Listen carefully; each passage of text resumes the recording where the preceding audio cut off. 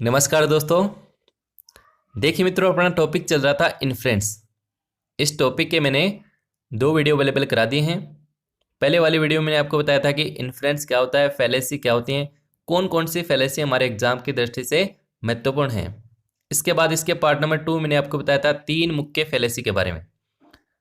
आज की हमारी वार्ता रहेगी वो इसके पार्ट नंबर 3 में रहेगी। और आज के इस वीडियो में भी हम इससे आगे की जो 3 फैलेसी हैं उन पर हम बात करेंगे। तो चलिए आइए देखते हैं एक एक फैलेसी को एग्जाम्पल के वे से। देखिए, हमारी आज की पहली फैलेसी है वो है फैलेसी ऑफ इक्वोकेशन। दूसरी फैलेसी हम बात करेंगे फैलेसी ऑफ एनालॉजी। और तीसरी हमारी अंतिम आज की फैलेसी रहेगी वो रहेगी फैलेसी ऑफ अपील टू पिटी। तो देखिए, ये जो फैलेसी आप देख रहे हैं फैलेसी ऑफ इक्वोकेशन, जो पिछले साल प्रश्न पूछा गया था वो इसी पर आधारित था। क्या था वो प्रश्न, इसकी भी हम बात करेंगे। पहले समझते हैं कि ये फैलेसी क्या है। देखिए, इस फैलेसी को समझना है तो आपको यह समझना पड़ेगा कि इक्वोकेशन का मतलब क्या है। इक्वोकेशन का मतलब होता है अनेक अर्थ। अनेक अर्थ क्या होता है ये समझिए। This fallacy arises when different meaning of a word और phrases are use in the argument. क्या है ये समझिए। आपके पास कोई एक ऐसा आर्गुमेंट मिलेगा, तर्क मिलेगा, और उस तर्क में आपको कोई एक ऐसा वर्ड मिल सकता है, कोई एक ऐसी फ्रेजेज मिल सकती है जिसके अनेक अर्थ निकलते हों। इंग्लिश में बहुत सारे ऐसे वर्ड हैं जिनके कहीं जगह तो अर्थ और निकल रहा है, कहीं जगह अर्थ और निकल रहा है। और उन वर्ड्स को, उन फ्रेजेज को देखकर हम कोई गलत निष्कर्ष निकाल लेते हैं। तो इस प्रकार की जो गलती होती है वो कहलाती है फैलेसी ऑफ इक्वोकेशन। समझ में नहीं आया? एग्जाम्पल देखिए। देखिए एग्जाम्पल कह रहा है कि थ्रेड्स आर फाइन। थ्रेड्स का मतलब होता है धागा। धागे जो होते हैं वो कैसे होते हैं? महीन होते हैं, पतले होते हैं। यहाँ फाइन का मतलब किससे है? धागे से है। दूसरा देखिए, यू हैव टू पे fine for violating traffic rule. Traffic rule के नियमों की अवपालना करते हैं तो आपको फाइन भरना पड़ेगा। यहाँ फाइन का मतलब क्या है? जुर्माने से है। यहाँ फाइन का अर्थ लिया गया है ट्रैफिक नियमों को तोड़ने की वजह से। तो यदि आप ट्रैफिक के नियमों को तोड़ेंगे तो आपको क्या भरना पड़ेगा? फाइन भरना पड़ेगा, जुर्माना पे करना पड़ेगा। अब देखिए, इन दोनों एग्जाम्पल को देखकर हमने एक निष्कर्ष निकाल लिया। क्या? कि therefore you can pay threads for violating traffic rules. आप ट्रैफिक के रूल को तोड़ो, बदले में आप जो थ्रेड्स हैं वो पे कर दो, धागे जो हैं वो दे दो। क्योंकि धागे भी तो क्या है? फाइन है। धागे भी तो क्या है? फाइन है।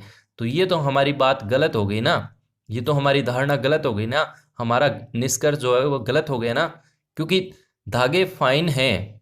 यहाँ धागे का, यहाँ फाइन का मतलब धागे की महीनता से है। और यहाँ जो फाइन है उसका मतलब ट्रैफिक रूल के नियमों को तोड़ने का जो जुर्माना होता है उससे है। अब ये कह रहा है कि आप ट्रैफिक के रूल को तोड़ो, बदले में धागे दे दो, क्योंकि धागे भी तो क्या है? फाइन है। तो ये बात तो गलत हो गई ना। तो इस प्रकार की जो गलती होती है वो कहलाती है फैलेसी ऑफ इक्वोकेशन। एक और एग्जांपल है, इससे आप और बेहतर समझ सकते हैं। देखिएगा, ए पेन इज एन एनक्लोजर सीप।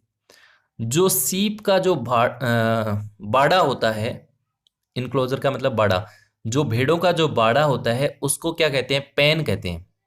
क्या कहते हैं? पेन कहते हैं। यहाँ पेन का मतलब किससे है? भेड़ों के बाड़े से है। देखिएगा, every pen can be use to draw lines. प्रत्येक जो पेन होता है वो किस काम आता है? ड्रॉ लाइन्स के काम आता है। यहाँ पेन का मतलब किससे है? ड्रॉ लाइन से है, लाइन खींचने से है। अब हमने इन दोनों एग्जाम्पल को देखकर हमने निष्कर्ष निकाल लिया कि एवरी एनक्लोजर फॉर सीप, प्रत्येक जो भेड़ों का जो बाड़ा होता है, can be use to draw line, उसके लिए हम ड्रा लाइन को यूज कर लेंगे। क्योंकि ड्रा लाइन भी तो क्या है? पेन है। तो ये तो हमारी बात गलत हो गई ना, ये तो हमारी धारणा गलत हो गई ना। तो इस प्रकार के जो हमारी गलती होती है, इस प्रकार का जो हमारा रॉन्ग इन्फ्रेंस होता है, रीजनिंग एरर होता है, उसको बोला जाता है फैलेसी ऑफ इक्वोकेशन। अब देखिए वो एग्जाम्पल जो पिछले साल पूछा गया था, देखिएगा, आराम से सुनिएगा। Noisy children are a real headache. Headache का मतलब होता है सरदर्द, नोइजी चिल्ड्रन का मतलब होता है शरारती बच्चे, शोर करने वाले बच्चे। अब ये कह रहा है कि शोर करने वाले जो बच्चे हैं वो वास्तव में क्या है, एक सरदर्द है। बात बात पे पूछते हैं, एक बात को 3 4 5 बार 10 बार पूछते हैं, जिज्ञासा होती है। वो जो बच्चे की जिज्ञासा होती है, वो जो बच्चे का बार बार पूछना होता है, वो क्या है, वास्तव में क्या है, सरदर्द है। अब देखिएगा दूसरा, सुनिएगा argument. Two aspirin will make a headache go away. Aspirin की दो जो गोली होती हैं उससे हेडेक जो होता है वो चला जाता है। हम सब लोग जानते हैं सरदर्द होता है, पीड़ा होती है, दर्द जो होता है उसको कम करने के लिए हम एस्प्रिन की 2 गोली लेते हैं या एस्प्रिन लेते हैं। मतलब सरदर्द को गायब करो एस्प्रिन की 2 गोली से। अब देखिएगा इन दोनों एग्जाम्पल को देखकर हमने क्या कर लिया, एक निष्कर्ष निकाल लिया। क्या? Therefore 2 aspirin will make noisy children go away. अब नोइजी चिल्ड्रनों का जो हेडेक है, जो सरदर्द है, उसको भगाने के लिए आप 2 एस्प्रिन की गोली ले लो, क्योंकि 2 एस्प्रिन की गोली भी तो क्या है, हेडेक को दूर करती है। तो ये तो बात हमारी गलत होगी ना, ये तो हमारी धारणा गलत होगी ना, ये तो हमारा आर्गुमेंट जो निष्कर्ष है वो वीक है। तो इस प्रकार की जो गलती होती है वो कहलाती है फैलेसी ऑफ इक्वोकेशन। बहुत ही इजी है। आपको एग्जाम में क्या देखना है, आर्गुमेंट देखना है और आपको निष्कर्ष देखना है। इन दोनों में आपको देखकर कोई एक ऐसा वर्ड आपको सिलेक्ट करना है, कोई ऐसी फ्रेजेस सिलेक्ट करनी है जो दोनों में कॉमन है। जैसे यहाँ पे देखिएगा, यहाँ कॉमन क्या आ रहा है, जैसे नोइजी चिल्ड्रन आ रहा है, यहाँ भी क्या आ रहा है, नोइजी चिल्ड्रन आ रहा है, और यहाँ एक मिनट, कोई आपको एक ऐसा वर्ड मिल सकता है जो दोनों में कॉमन हो। जैसे मान लीजिए यहाँ पे एस्प्रिन वो है, वो किसके लिए आ रहा है, रियल हेडेक के लिए आ रहा है, और यहाँ जो है नोइजी चिल्ड्रन है वो किसके लिए आ रहा है, रियल हेडेक के लिए आ रहा है। मतलब 2 चीज़ों में आपको कॉमन मिलेगा, कोई ना कोई एक ऐसा वर्ड है वो कॉमन मिलेगा, कोई ऐसी फ्रेजेज आपको कॉमन मिलेगी जो अलग अलग अर्थ के लिए यूज हो रही है। आराम से आपको पता चल जाएगा, आप बिल्कुल ही इजी है, ठीक है। चलिए हमारी अगली नेक्स्ट फैलेसी है जिसका नाम है फैलेसी ऑफ फॉल्स एनालॉजी। पहले समझिए कि एनालॉजी का मतलब क्या होता है। एनालॉजी का मतलब होता है समानता। क्या होता है समानता, कैसे समझिए। Assuming that if 2 things are similar in one respect they must be similar in other respect. मान लीजिए कोई 2 चीजें ऐसी हैं जिनमें एक समानता है, दोनों में एक सिमिलर चीज है, और हम ये धारणा बना लेते हैं कि अन्य जो चीजें हैं वो भी क्या है, सिमिलर हैं। तो इस प्रकार की हमारी जो गलती होगी वो क्या कहलाएगी, फैलेसी ऑफ एनालॉजी। एग्जाम्पल से समझिएगा, आप बेहतर तरीके से समझेंगे। देखिएगा एग्जाम्पल कह रहा है कि Mohan and Shyam own A Hyundai i20 car. Mohan और श्याम के पास क्या है, एक i20 कार है। Since Mohan is a businessman, Mohan क्या है, एक बिजनेसमैन है, और हमने निष्कर्ष निकाल लिया कि Shyam must also B a businessman. Shyam भी है, वो भी क्या है, एक बिजनेसमैन है, क्योंकि श्याम के पास भी क्या है, i20 कार है। तो ये तो हमारी बात गलत हो गई ना, ये तो हमारा जो निष्कर्ष है वो गलत हो गया ना। 2 व्यक्ति के पास आईफोन रखते हैं, दोनों व्यक्ति आईफोन रखते हैं, एक व्यक्ति पैसे से क्या है, सेलर है, और दूसरे व्यक्ति को हम कह दें कि ये भी सेलर है, क्यों, क्योंकि इसके पास भी तो आईफोन है। तो ये तो हमारी गलत धारणा होगी ना, ये तो हमारा निष्कर्ष गलत हो गया ना, रॉन्ग इन्फ्रेंस हो गया। इस प्रकार की जो फैलेसी होती है, इस प्रकार की जो रीजनिंग एरर होती है, वो कहलाती है आपकी फैलेसी ऑफ एनालॉजी।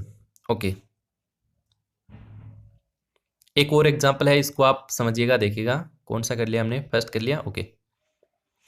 दूसरा एग्जांपल देखिएगा, both Deepak and Ravi have run marathon. Deepak और रवि है, उन्होंने मैराथन दौड़ी। Since Deepak is an athlete, Deepak जो है वो क्या है, एथलीट है। अब हमने निष्कर्ष निकाल लिया कि Ravi must also be athlete, Ravi जो है वो भी क्या है, एथलीट है। तो ये तो हमारी गलत धारणा हो गई ना, ये तो हमारा गलत निष्कर्ष हो गया ना। इस प्रकार की जो गलती होती है वो कहलाती है फैलेसी ऑफ एनालॉजी। एक और एग्जाम्पल है जिसको समझिएगा, बहुत ही शानदार एग्जाम्पल है ये। Both guns and knives can be use to kill somebody. जो चाकू और जो गन होती है, बंदूक होती है, दोनों से व्यक्ति की जान ली जा सकती है, दोनों से जान ले सकते हैं।